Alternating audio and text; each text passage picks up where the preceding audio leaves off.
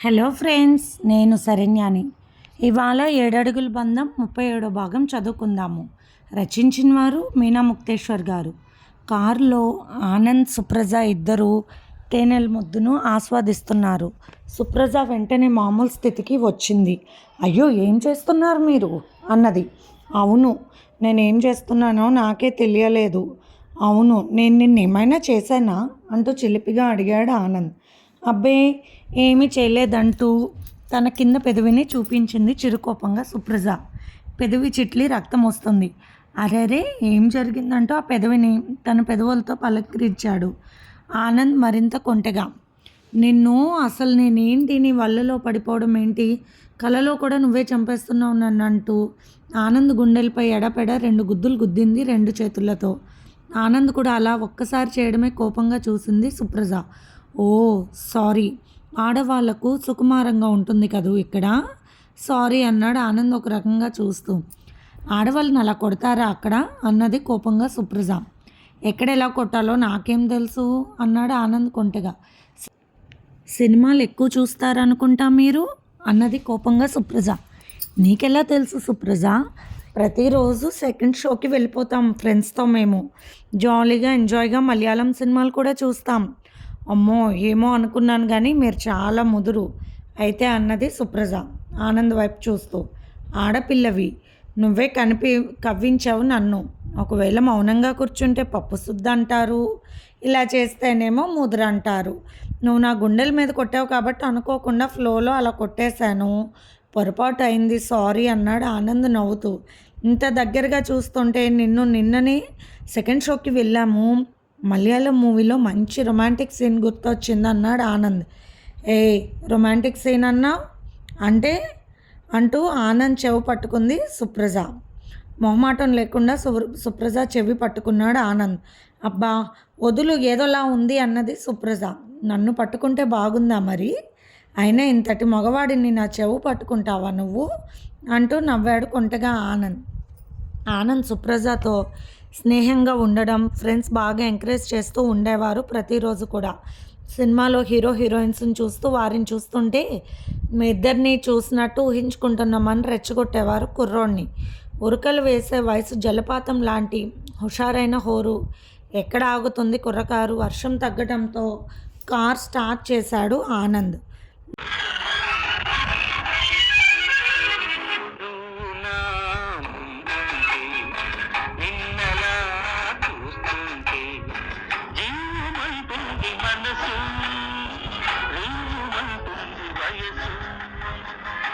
చిన్న టేప్ రికార్డర్లో పాట పెట్టాడు ఆనంద్. అంతకన్నా మంచి పాటలు లేవా అంటూ నవ్వింది సుప్రజ. ఎందుకుండవు అంటూ పాట మార్చాడు ఆనంద్.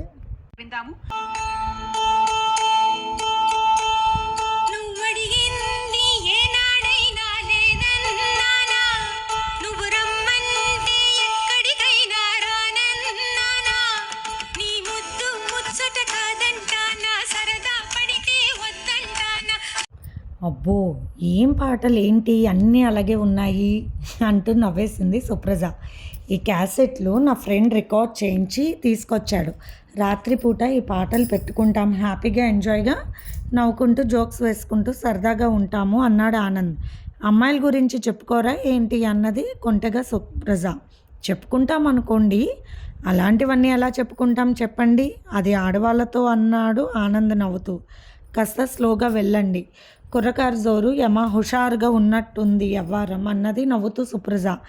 ఏమీ అనుకోను, చెప్పండి, మీరేమీ అనుకుంటారా అంటూ గట్టిగా అడిగింది సుప్రజ.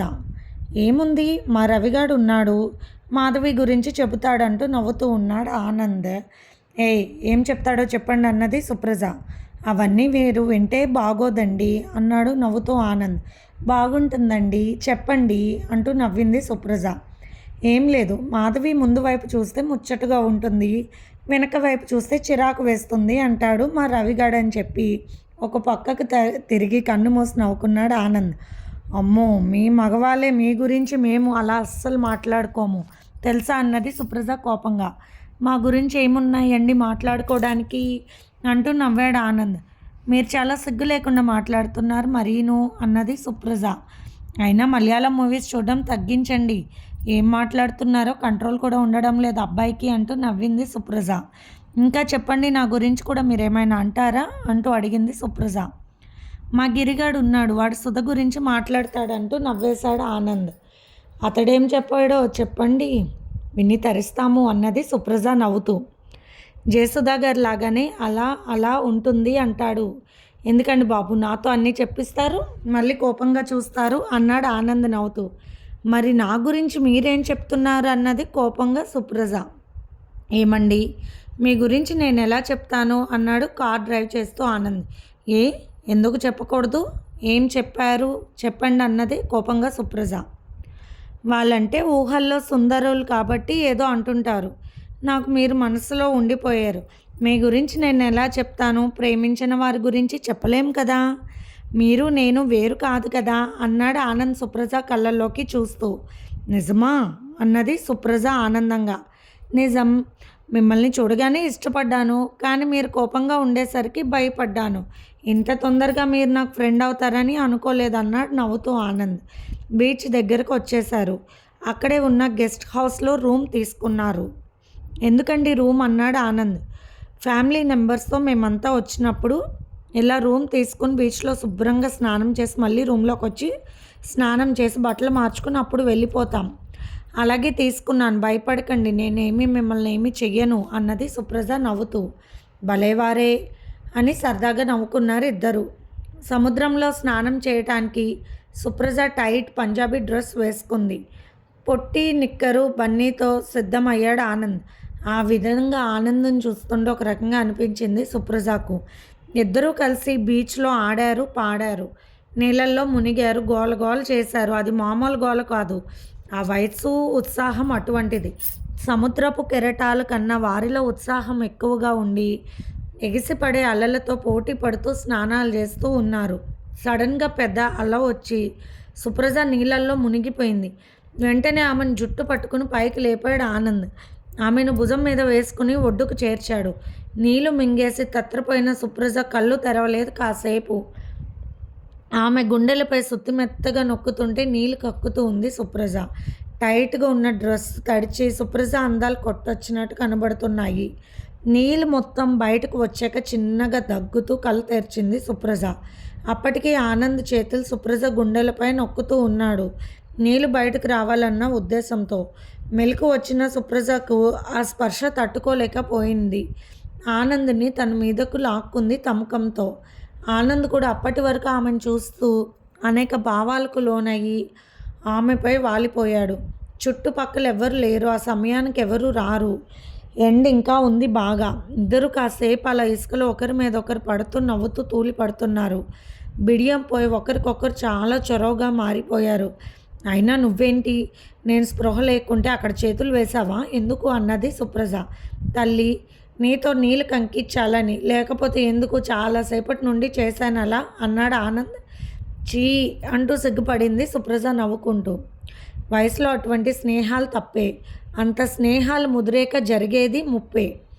ఒకరి కళ్ళల్లోకి ఒకరు చూసుకుంటున్నారు. ఇద్దరి ఆలోచనలు ఒకేలా ఉన్నాయి. సూర్యభగవానుడు చుర్రెక్కిపోతున్నాడు. ఆనంద్ చూపులు గుచ్చుకున్నాయి సుప్రజను. సుప్రజ చూపులు తప్పు చేయటానికి సంసిద్ధం అన్నట్టు ఆహ్వానిస్తున్నాయి. ఎండ బాగా ఉంది కదూ అన్నాడు ఆనంద్. అవును, మరొకసారి బీచ్లోకి వెళ్దామంటూ బీచ్లో ఒంటిపైన ఇసుకంతా కడుక్కున్నారు. ఇంకా ఇద్దరూ కలిసి గెస్ట్ హౌస్ వైపు అడుగులు వేశారు. రూమ్లోకి వెళ్ళిన సుప్రజ శుభ్రంగా స్నానం చేసి డ్రెస్ మార్చుకుంది. ఆనంద్ కూడా హుషారుగా స్నానం చేసి బట్టలు మార్చుకున్నాడు. ఇద్దరూ కాసేపు కూర్చుని మాటల్లో పడ్డారు. ఇంకా వెళ్ళిపోదామన్నాడు ఆనంద్. లేదు, ఉందామన్నది సుప్రజ. పొద్దుపోతుంది, దారి బాగోదు, వెళ్ళడం మంచిది, వర్షం పడేలా ఉంది అంటూ ఇద్దరు బయటకు వచ్చారు. వర్షం బాగా పెరిగిపోయింది. గాలితో తప్పక మళ్ళీ రూమ్లోకి వెళ్ళారు ఆనంద్ సుప్రజ. సుప్రజ తీసుకొచ్చిన బిస్కెట్స్, స్వీట్స్, మంచినీళ్ళు తీసింది బయటకు. ఇద్దరూ తిని మంచినీళ్ళు తాగారు. ఏమిటో, నేను ఇక్కడే ఉండిపోయాను, రూమ్లో వాళ్ళు ఏమనుకుంటున్నారో ఏమిటో అన్నాడు ఆనంద్ నవ్వుతూ. ఏమనుకుంటారు, ఆడ మగ బయటకు వస్తే ఇంక అదే అనుకుంటారు అంటూ నవ్వింది సుప్రజ. మీ అమ్మ వాళ్ళు ఏమీ అనరా అని అడిగాడు ఆనంద్. నాకు అమ్మ లేదు, నాన్నగారు కూడా పల్లెటూరులో ఉన్నారు, మంచి రైతు, కష్టపడి బాబాయిని చదివించారు. నాన్నగారు వాళ్ళ పిల్లలకు లేరు, పిల్లలు లేరు. ఎన్నో సంవత్సరాల తర్వాత నేను పుట్టాక అమ్మ చనిపోయింది. అప్పటికి బాబాయ్‌కి చదువై పెళ్లి కూడా అయ్యింది. బాబాయ్, పిన్ని ఇద్దరు కూడా వేరే సిటీలో ఉన్నారు. ఎక్కడ బంధువులు వేరే వాళ్ళుంటే అక్కడుంచి చదివిస్తున్నారు నన్ను. నాన్నకు నేనంటే ఎంతో గారాబం. నేనేదడిగినా కాదనరు. అలాగే నా కోసం కారు కొనిచ్చారు. మంచి వసతులు కల్పించారు. దూరపు బంధువులు త్రిమూర్తి అంకుల్ వాళ్ళ ఇంట్లో ఉంటున్నాను. వాళ్ళ పిల్లలు స్టేట్స్‌లో స్థిరపడిపోయారు. అంకుల్, ఆంటీ ఇద్దరు పెద్ద వయసు. అందుకే నాన్నగారు అక్కడుంచి చదివిస్తున్నారు. నాన్నగారికి నేనంటే గారాబం కదా! అందుకే అంకుల్ వాళ్ళు కూడా ఏమీ అనరు నన్ను. ఈరోజు స్నేహితురాలి పెళ్ళి, రాను అని ముందే చెప్పాను. నాకేం భయం లేదని చెప్పింది సుప్రజ. ఆడదయ్యుండి తనకే భయం లేదని చెప్పాక ఆనంద్‌కి విపరీతమైన ధైర్యం, ఉత్సాహం పెరిగాయి. ఎదురు పడుతున్న వర్షాన్ని, విసురుగా వస్తున్న గాలిని చూసి ఆనందంగా నవ్వుకున్నారు. గాలి హోరు, వర్షం జోరు చూస్తుంటే మనలాగే ఉంది కదూ అన్నాడు నవ్వుతూ ఆనంద్. అవును ఆనంద్, నువ్వంటే నాకు చాలా ఇష్టం. నేను నిన్ను ప్రేమిస్తున్నానని చెప్పి ఆనంద్ కళ్ళల్లోకి ప్రేమగా చూసింది సుప్రజ. నేను కూడా నిన్ను ప్రేమిస్తున్నానంటూ సుప్రజ కళ్ళల్లోకి చూశాడు నవ్వుతూ ఆనంద్. చూపులకి ఎంతో అందగాడైన ఆనంద్‌ని చూసి మెస్మరైజ్ అయిపోయింది సుప్రజ. తనకు తానుగా ఆనంద్‌తో తియ్యని గొడవ పెట్టుకొని చేత్తో కొడుతూ ఆనంద్‌ని రెచ్చగొట్టింది. సుప్రజను గట్టిగా కౌగిలించుకుని ముద్దులు పెట్టుకున్నాడు ఆనంద్. మళ్ళీ ఎందుకో ఒక రకమైన ఆలోచనతో సుప్రజను వదిలేశాడు ఆనంద్. కానీ సుప్రజ అతన్ని గట్టిగా హత్తుకుపోయింది. అంతే, ఇంక వారిద్దరి ప్రేమ అంచులు దాటింది. ఒకరికొకరు ఉత్సాహంతో ఒకరినిలోని రహస్యాన్ని మరొకరు ఛేదిస్తూ ఒకరిలో ఒకరు కలిసిపోయారు. మధ్యలో ఒకసారి హోటల్‌కి సంబంధించిన వాళ్ళు భోజనం అంటూ ఇద్దరికి ప్యాకెట్స్ ఇచ్చారు. సుప్రజ ఎప్పుడైనా వాళ్ళ బాబాయ్, పిన్ని పిల్లలతో వచ్చినప్పుడు అక్కడికి వస్తూ ఉండడం అలవాటు. అందువల్ల చొరవతో భోజనం ఏర్పాటు చేసి ఇచ్చారు. ఆకలి తీరింది, ఉత్సాహం పెరిగింది. వారిలోని ఆశలు, కోరికలు పురివిప్పిన నెమలిలా ఆడుకున్నాయి. అలా ఆ రాత్రంతా వారిద్దరు ఆనందాలు పంచుకున్నారు. మరుసటి రోజు తెల్లవారుజామున 4 గంటలకే బయలుదేరారు. ఏమీ తెలియనట్టు సుప్రజను వాళ్ళ రూమ్ దగ్గర దింపేసి కార్ పార్క్ చేసి అక్కడి నుండి ఆటో ఎక్కి రూమ్ చేరుకున్నాడు ఆనంద్. ఏదో తప్పు చేశానన్న బాధ ఆనంద్‌కి కలిగింది. ఎందుకంటే పెద్దల భయభక్తులతో పెరిగిన ఆనంద్‌కి వయసు వల్ల చేసిన పొరపాటు తర్వాత తెలిసింది. ఏది ఏమైనా సుప్రజ తన జీవిత భాగస్వామి అని, ఒక ఆడదానికి మోసం చేయకూడదని ఖచ్చితంగా నిర్ణయించుకున్నాడు. ఆ క్షణంలోనే సమయం చూసి అన్నయ్యకు చెప్పేయాలనుకున్నాడు. కానీ తల్లి లేని తండ్రి గారాబంతో పెరిగిన సుప్రజ ఆ విషయాన్ని అస్సలు లెక్క చేయలేదు. ఆమెనంత ఫ్రీడమ్‌గా పెంచారు. కాలేజీలో ఆ విషయం పొరపాటును కూడా బయటకు రానివ్వలేదు ఆనంద్. ఆ తర్వాత వెంటనే పరీక్షలొచ్చాయి. పరీక్షల హడావుడిలో చదువుకోవడంలో పడిపోయారు. ఆ సమయంలో ఆనంద్ వాళ్ళ అన్న శ్రీనివాస్ గారికి ఆపరేషన్ చేయాల్సి వచ్చింది. పరీక్షలు అయిపోయాక ఆ రోజు సుప్రజతో కలిసి బయటకు వెళ్ళి మనసు విప్పి మాట్లాడుకోవాలి అనుకున్నాడు ఆనంద్. కానీ తెల్లవారడమే దుర్గమ్మ గారు, శ్రీనివాస్ గారు వచ్చారు రూమ్ దగ్గరకు. శ్రీనివాసరావు గారి కాలు చూపించడానికి జైపూర్ దాటి ఇంకా దూరంలో ఉన్న హాస్పిటల్‌కు తీసుకువెళ్లాల్సి వచ్చింది. ఆనంద్ ఆ విషయం సుప్రజకు చెప్పడానికి కూడా అవకాశం లేదు. అప్పటికి సెల్ ఫోన్లు పెద్దగా వాడుకలో లేవు. శ్రీనివాస్ గారికి ఆపరేషన్ చేయించి కాలికి అక్కడ నెల రోజులు జరిగిన తర్వాత జైపూర్ వచ్చి తల్లికి కళ్ళు చూపించాడు ఆనంద్. ఇంకా ముదిరితే ఆపరేషన్ చేయవచ్చు, ఇప్పుడే చేయకూడదంటూ మందులు రాసిచ్చారు. అక్కడితో సరాసరి అన్నతో వాళ్ళ అమ్మతో కలిసి విజయవాడ చేరుకున్నాడు ఆనంద్. పరీక్షలు అయిపోవడమే సుప్రజని వాళ్ళ నాన్నగారు వచ్చి తమ ఊరు తీసుకువెళ్ళాడు. అక్కడ సుప్రజ దిగులుగా ఉండేది. ఆనంద్ ఏ మాట చెప్పకుండా వెళ్ళిపోయాడు. మగవాళ్ళు అంతే అంటూ బాధపడింది. అనుకోకుండా సుప్రజకు పెళ్లి సంబంధం కుదిర్చారు. నాకిష్టం లేదు నాన్నగారు అని చెప్పింది సుప్రజ. లేదమ్మా, నీ చిన్నతనం నుండి అనుకున్న సంబంధం. ఎప్పుడో తాంబూలాలు తీసుకున్నాం మేము అని చెప్పారు జోగినాథ్ గారు. విశ్వనాథ్ గారు, అంబికా గారు కొడుకులు ఇద్దరితో వచ్చారు. 6 నెలల బాబు అప్పుడు దేవానాథ్. ఏమి చదువు అయిపోయింది అంటూ విశ్వనాథ్ దంపతులు ఒప్పించారు సుప్రజను. విశ్వనాథ్ గారంటే కాస్త భయం ఉన్న సుప్రజ తప్పగా చేసేదేమీ లేక ఒప్పుకుంది. అలా ఇద్దరు ఒకటైన తర్వాత చెప్పా పెట్టకుండా వెళ్ళిపోయాడు ఆనంద్ అని అనుకుంది సుప్రజ. ఎప్పటి నుంచో అనుకున్న సంబంధం అవడంతో ముందుగా ముహూర్తాలు లేవు అంటూ వెంటనే ముహూర్తాలు పెట్టేసుకున్నారు. సుప్రజ తమ ఊరి దగ్గరగా ఉన్న ఆనంద్ వాళ్ళ ఫ్రెండ్ కిషోర్ని కలిసి ఆనంద్ వాళ్ళ ఇంటిది ల్యాండ్లైన్ నెంబర్ తీసుకుంది. ఆ ఫోన్ 3 ఏళ్ల పాపైన ధరణి ఎత్తింది. నానమ్మ బాబాయ్కి ఫోన్ ఎవరో అని పిలిచింది. ఆ ఫోన్ దుర్గమ్మ తీసింది. ఇది ఫ్రెండ్స్ ఇవాల్టి ఎపిసోడ్. రేపు ఇంకొక ఎపిసోడ్తో మేము ముందుకు వస్తాను ఫ్రెండ్స్. బాయ్.